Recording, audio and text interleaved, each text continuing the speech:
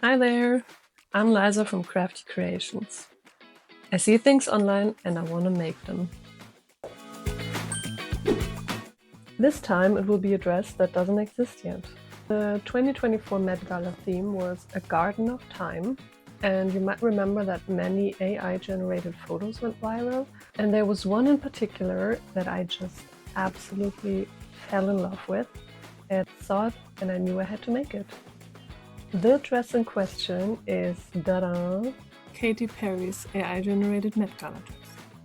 I mean, look at it, it's gorgeous. The flowers, the hem, the butterflies, it fits the theme of a garden in time perfectly. I'll be honest, I have no idea if this will work.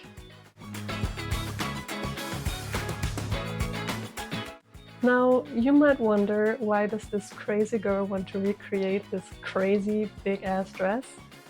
Well, I don't know. So 3 years ago, I think 2022. So 3 years ago, 2022, I recreated another Met Gala dress, a real one this time, which was from actress Lily Reinhardt. The dress was just as gorgeous, and I just had a lot of fun recreating this, and I knew I wanted to do this again at some point. I was just waiting for the perfect opportunity and the perfect dress to appear.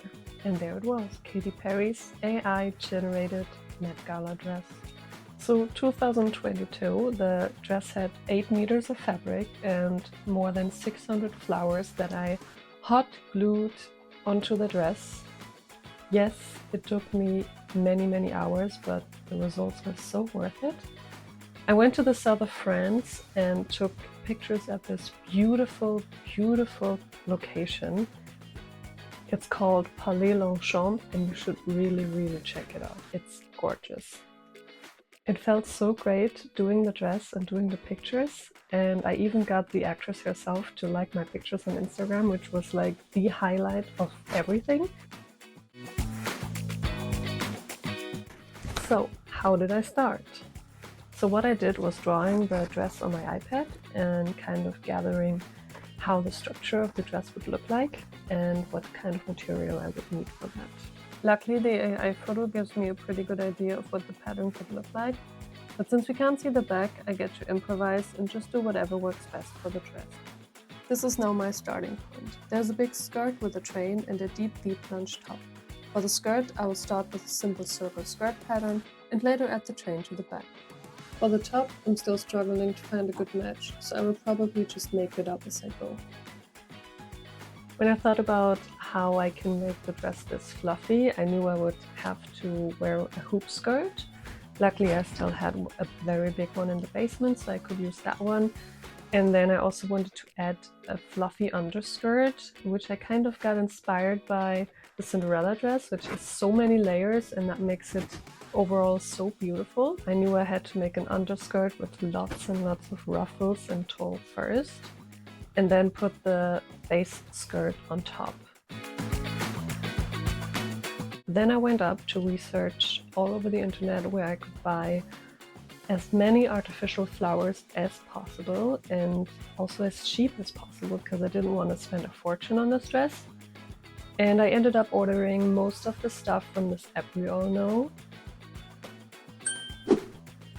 So what I ended up buying were 630 artificial flowers, about 20 meters of leaf ribbon, which I hope can give me some more of this growing garden feeling that's going on in the dress.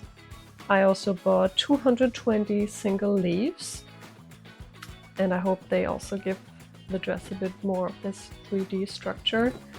Then I bought 20 meters of green organza and 20 meters of light organza, which is going to be important for the underskirt, and 3 artificial flower vines, which I hope will look nice. If they don't, I will just leave them. And 48 butterflies in different colors. The fabric was a whole other thing, because I really didn't know what to buy, and I didn't want to spend too much money on the fabric, since I knew I would need a lot. For the underskirt, I bought about 5 meters of a cheap, slightly sheer fabric, which cost me around 15 euros or $17. For the dress itself, I got lucky at a local fabric market and found a fairly thick, non-stretchy fabric in an off-white color for a really good price. I also picked up 8 meters of this ivory chiffon, which was originally meant for wedding decorations, but I'm planning to use it as a light, elegant layer over the skirt. Last but not least, I found this, compared to the other materials, fairly expensive green fake fur, which perfectly captures the grass-like look at the bottom of the dress. Altogether, the cost of the material was about 110 euros. Adding like a few of this and a few of that, I think I was ending up with 150 euros and 170 American dollars, which I think is okay for this big kind of project. If you want to see if I can make this AI-generated dress come to life, you should definitely subscribe. The next part will be the underskirt and me questioning my life choices.